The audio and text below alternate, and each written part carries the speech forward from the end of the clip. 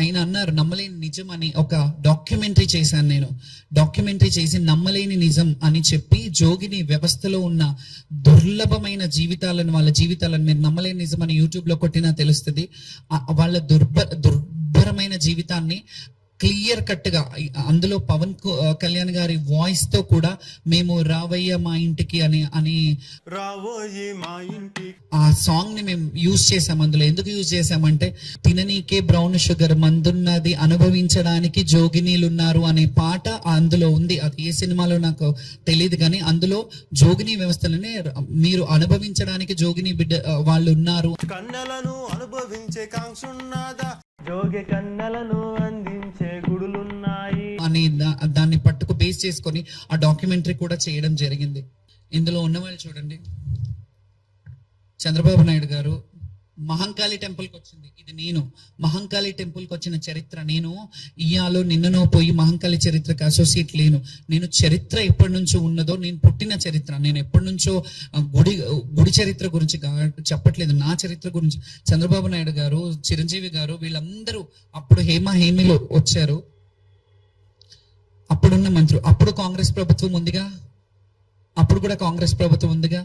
అప్పుడు కల్వకుంట్ల కవిత గారు, అప్పుడు పార్టీ అధ్యక్షురాలు కూడా కాదనుకుంటా, బోనం ఎత్తుకొని వస్తున్నారు. అప్పటికి పార్టీ పెట్టలేదు ఆవిడ. లాల్ దర్వాజాలో తల్లికి బోనం. ఇవన్నీ పక్కన పెడితే దీని గురించి మాట్లాడతాను ఇప్పుడు. ఎందుకంటే ఆమె ఏం రైట్ ఉంది, ఆమెను ఎందుకు తీసుకెళ్ళాలి, ఆమెని పోలీసు వాళ్ళు వచ్చి ఎందుకు లాంఛనంగా ఇది చేయాలి, అది చేయాలి అని నేను నా ఒక్కదాని గురించి అడగలేదు. కానీ ఇప్పుడు అడుగుతున్నాను, నా హక్కుని ఎవరు నా నుంచి కాల రాయలేరు. ఎందుకు చెప్పనా?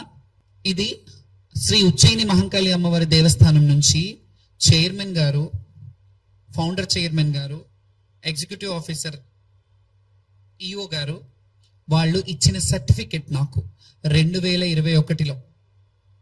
This is the certificate that Lashkar ఆడపడుచు, ఇందులో మీరు చూడొచ్చు, లష్కర్ ఆడపడుచు Shrimati Jogini Shyamala, daughter of Kolipaka Lingaiah, Shrimati Manimma, hails from Jogini family.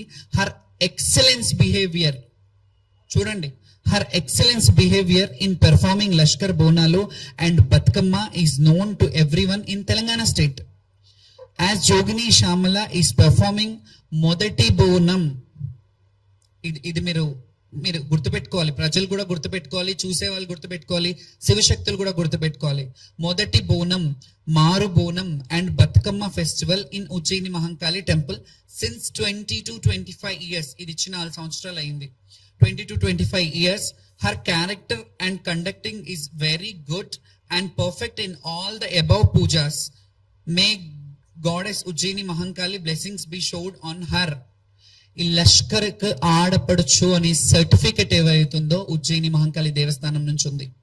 మీ ఇళ్లలో ఆడపడుచులకి అన్యాయం జరిగితే అడగరా, మాట్లాడరా? వాళ్ళ ఆవేదన ఒక ఇంటి మీద అన్ననో తమ్ముడో అక్కనో చెల్లునో వాళ్ళని ఇబ్బంది పెట్టినప్పుడు వాళ్ళని అడగరా? నేను అడగడంలో తప్పే ఉంది. నేను బోనాలలో తెచ్చినప్పుడు, నా బోనం వచ్చేటప్పుడు మీరు ఖచ్చితంగా నాకు ఆ ప్రయారిటీ ఇవ్వాలని అనడంలో తప్పేముంది? నేను ఏం తప్పు చేశానని నన్ను అలా రాంగ్ గా పోర్ట్రే చేస్తున్నారు మీరు.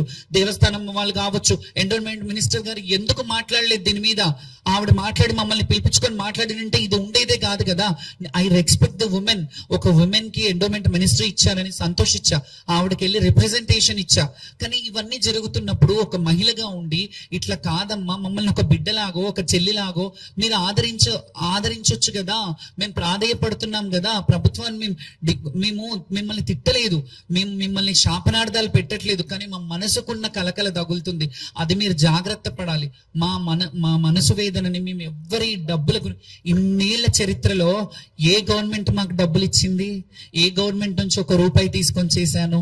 చరిత్రను మోసుకొస్తున్నాను నా భుజాల మీద ఈ రోజు నేను ఈ చరిత్రను మోసుకొస్తున్నానంటే మీకు అర్థం కావాలి నా ఆవేదన. నన్ను డిగ్రేడ్ చేసి నన్ను ఇది చేసినంత మాత్రాన మీరు కూల్చే రకం కాదు. నేను స్ట్రాంగ్ గా చాలా దక్కా ముక్కీలు, చాలా జీవితంలో చాలా అనుభవించి ఈ రోజు ఇట్లా నిలబడ్డాను. 10 మందికి ఆదర్శంగా ఉన్నానంటే నేను ఉట్టిగా రాలేదు. ఈ 35 ఏళ్ల సామ్రాజ్యాన్ని నేను ఉట్టిగా ఇచ్చేసుకోలేదు. ఈ స్థాయికి ఇది తెప్పించుకునే స్థాయికి నేను ఉట్టిగా రాలేదు. ఇది రావాలంటే ఎన్ని బాధలు పడ్డాను, ఎన్ని అవమానాలు పడ్డాను, ఎన్ని ఇబ్బందులు పడ్డాను, ఎంత మనోవేదన మనోవేదనకు గురయ్యాను. ఇది మీకు అర్థం కావట్లేదా? ఎక్కడ పోతుంది అసలు? ఫస్ట్ ఆఫ్ ఆల్ చెప్పాలంటే ఆ గుడికి రైట్ హక్కు నాకుంది. నేను హక్కుదారిని. నేను బ్రతుకున్నంత వరకు నా హక్కు ఆ గుడికి ఉంది. నేను బోనం తెచ్చినప్పుడు ఖచ్చితంగా మీరు బాధ్యత ఉంది. మీ ప్రభుత్వం కానీ ప్రభుత్వాన్ని ఎందుకంటానంటే ఎండోమెంట్ ఎందులో ఉంది? ప్రభుత్వం కాదా ఎండోమెంట్? పోలీస్ డిపార్ట్మెంట్ ప్రభుత్వం కాదా? మేము ప్రభుత్వం అడగకపోతే ఇంకెవరిని అడగాలి? ఎవరితో చెప్పుకోవాలి? బాధ వచ్చినప్పుడు ఒక కన్న తల్లికి చెప్తారు. నేను ఇదే మాట